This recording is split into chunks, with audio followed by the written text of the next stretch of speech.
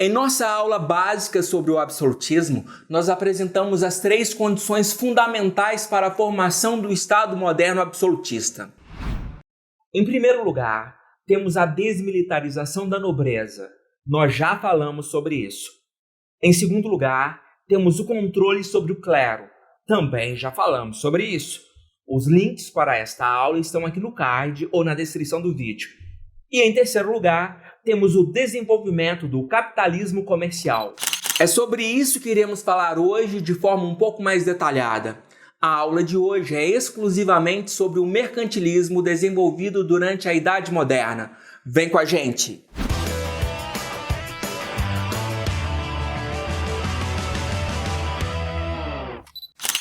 Oi, aqui é Jenner Cristiano do canal Histórias São Humanas. Se você está em busca de aulas com narrativas visuais para nunca mais esquecer, então inscreva-se em nosso canal e deixe o seu like, porque isso ajuda a gente demais da conta.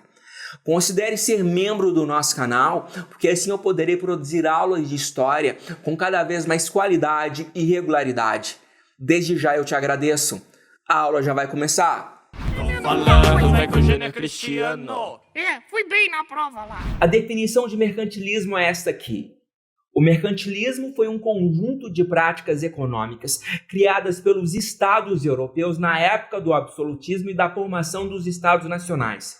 Seu principal objetivo era promover o fortalecimento e enriquecimento dos estados europeus por meio do desenvolvimento e regulamentação do comércio e, consequentemente, com toda essa riqueza, com todo esse poder econômico, aumentar o poder absoluto dos reis. O contexto histórico que favoreceu o mercantilismo foi a expansão marítima e comercial europeia a partir do século XV, atingindo seu ponto máximo de desenvolvimento no século XVIII. A partir de agora, vamos analisar as características fundamentais do mercantilismo. Em primeiro lugar, o mercantilismo é caracterizado por uma rigorosa intervenção do Estado na economia. Ou seja, não existe liberdade para o exercício das atividades econômicas. Tudo é controlado pelo Estado. Em segundo lugar, o mercantilismo cria monopólios comerciais. Ou seja, as atividades econômicas mais lucrativas são uma exclusividade do rei. Somente o rei tem o direito de explorar as atividades econômicas de maior interesse. Esses monopólios eram concedidos para os comerciantes ou companhias de comércio que recebiam o direito de explorar determinadas atividades econômicas em troca do pagamento de um imposto ao rei. No mercantilismo, ocorreu o incentivo ao comércio e à produção de manufaturas com o objetivo de fortalecer o Estado. O crescimento do comércio era um caminho para enriquecer o Estado. Quanto mais rico fosse o Estado Nacional, mais forte seria o seu exército e maiores seriam suas possibilidades de expandir os territórios sob seu domínio.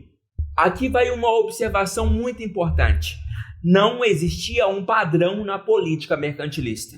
Ou seja, cada país adotou a prática mercantilista que melhor se adequava às suas necessidades e interesses. É por isso que Portugal, Espanha, França e Inglaterra criaram as suas próprias políticas mercantilistas.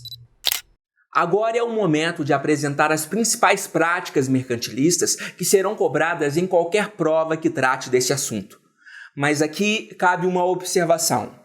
O mercantilismo ocorre no mesmo período de desenvolvimento da formação dos Estados Nacionais, do absolutismo monárquico, das grandes navegações e do colonialismo da Idade Moderna.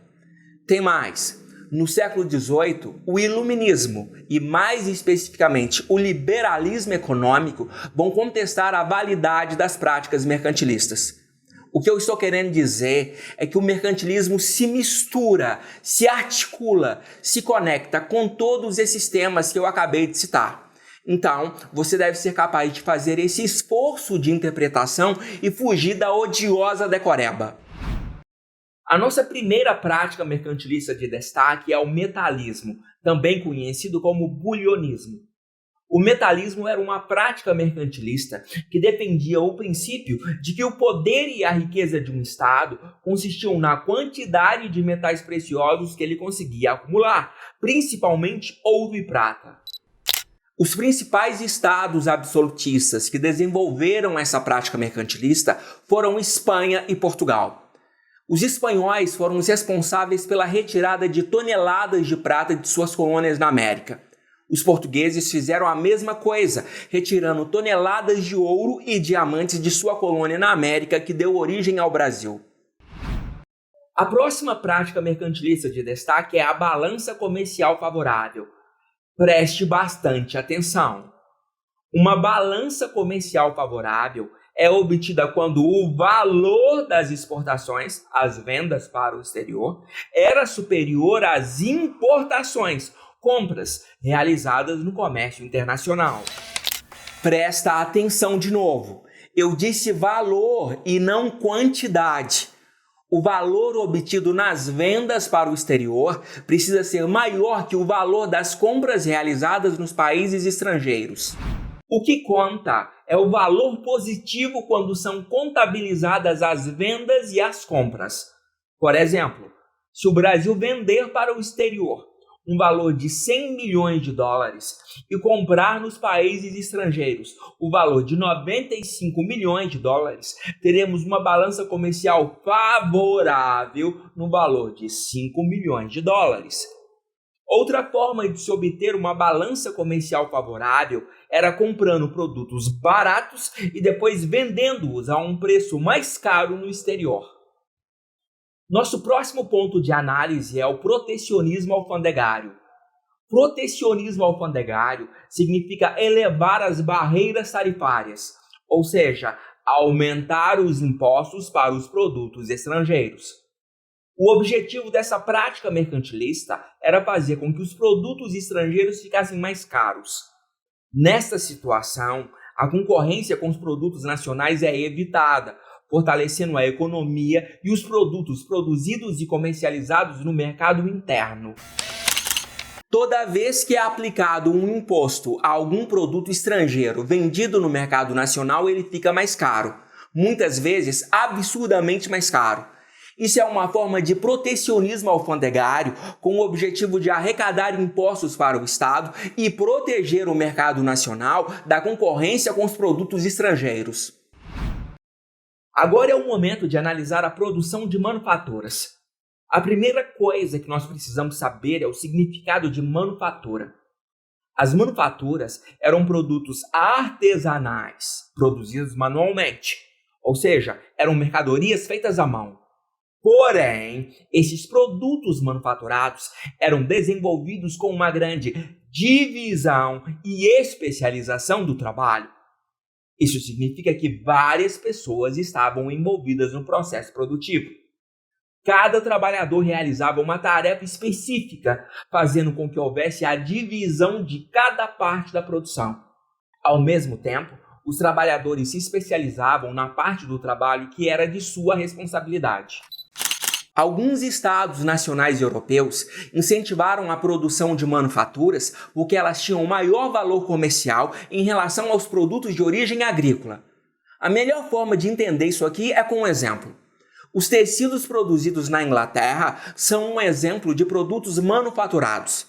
Os tecidos ingleses, considerados itens de luxo, tinham maior valor comercial, ou seja, custavam mais caro que os vinhos produzidos em Portugal.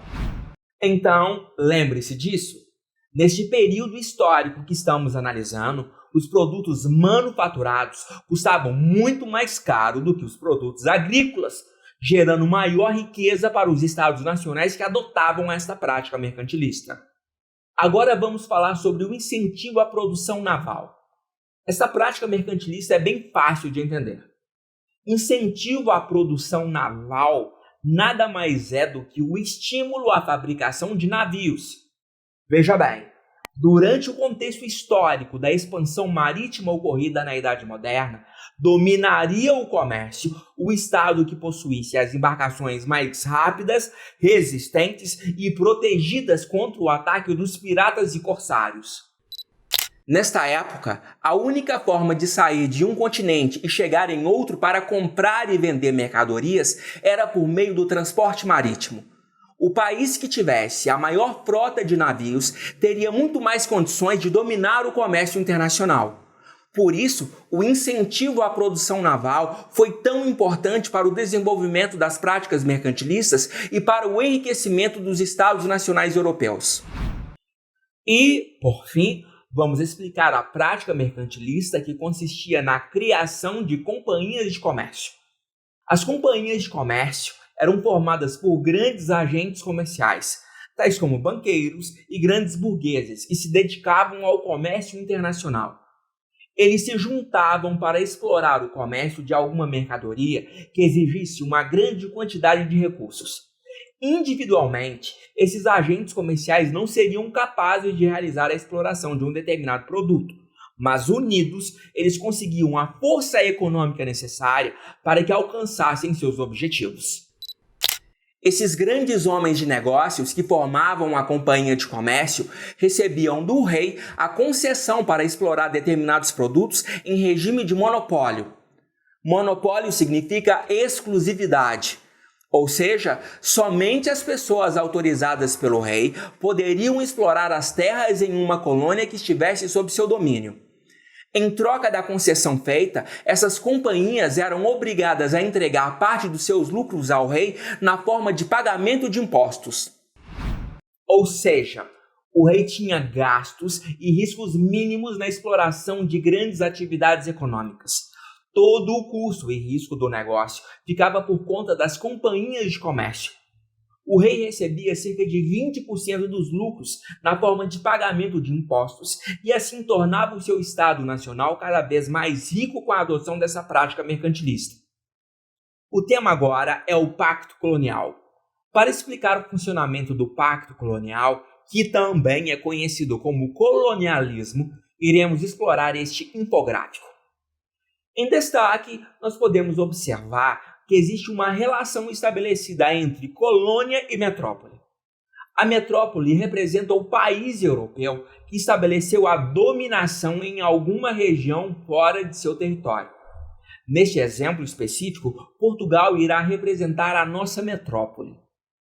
A colônia é, portanto, a região dominada por um Estado nacional europeu. Na época do mercantilismo, a principal área colonizada foi o continente americano.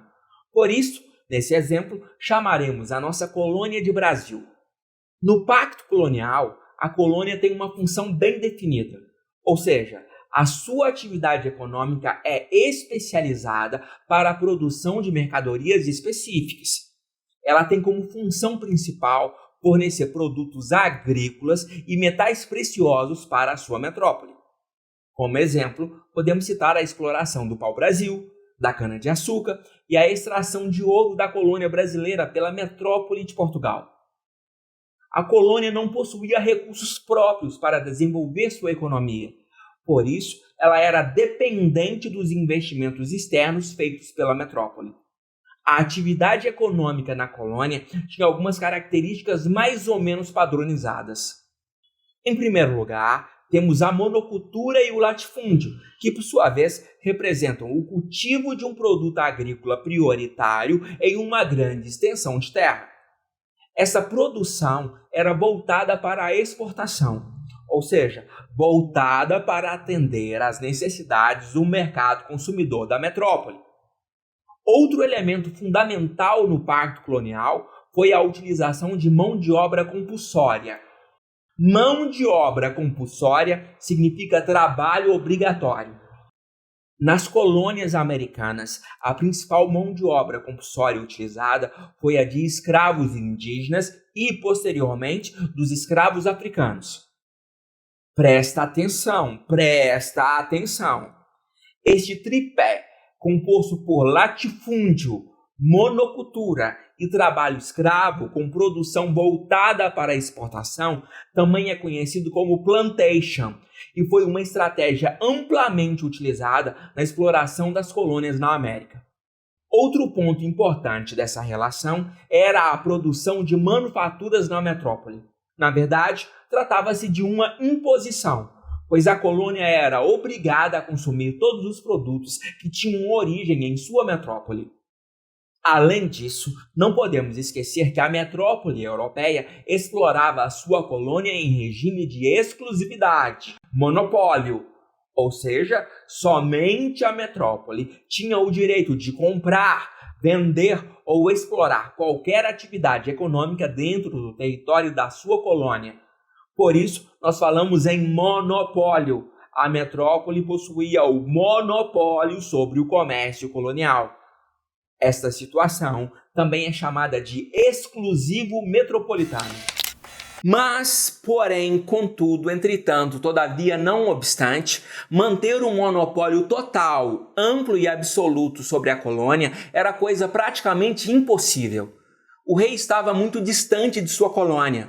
No caso de Portugal, as cartas que o rei recebia demoravam em média 3 meses para cruzar o Oceano Atlântico. Até que uma decisão fosse tomada, já haviam se passado outros 3 meses.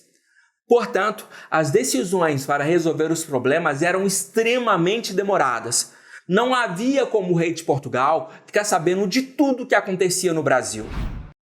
Por causa disso, abria-se um amplo espaço para o contrabando, pirataria e desvio de recursos financeiros praticados pelos próprios funcionários do rei. Então, presta bastante atenção. O pacto colonial realmente existiu, isso é fato. As metrópoles dominavam e comandavam suas colônias. Porém, a ideia de pacto colonial precisa ser relativizada. Em outras palavras, não devemos levar o pacto colonial ao pé da letra. Havia muito espaço para que as colônias desenvolvessem a sua autonomia interna, suas próprias opções econômicas, políticas, culturais e sociais, sem precisar pedir autorização para a metrópole o tempo todo para aprovar as suas ações. Repetindo, na teoria, o rei possuía o monopólio da exploração das riquezas nas regiões coloniais. Na prática, o monopólio do rei era constantemente quebrado pelo contrabando, pela pirataria e pelos desvios de recursos praticados pelos próprios funcionários da coroa. Chegou o momento de analisar as práticas mercantilistas adotadas pelas principais potências europeias na Idade Moderna. Já vou avisando que eram praticamente os mesmos estados nacionais que investiram na expansão marítima. Vamos começar falando sobre o metalismo, também conhecido como bulionismo. Essa prática mercantilista foi adotada principalmente pela Espanha e por Portugal. O principal objetivo do metalismo era o acúmulo de metais preciosos retirados da América.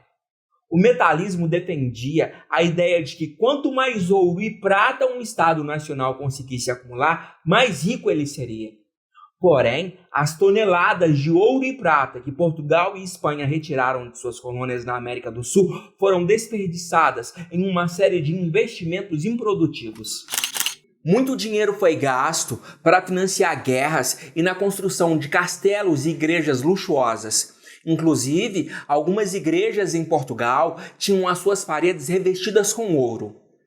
O uso inadequado dessa riqueza fez com que Espanha e Portugal fossem rapidamente superados por outros estados nacionais que foram mais racionais e estratégicos na utilização dos recursos econômicos disponíveis.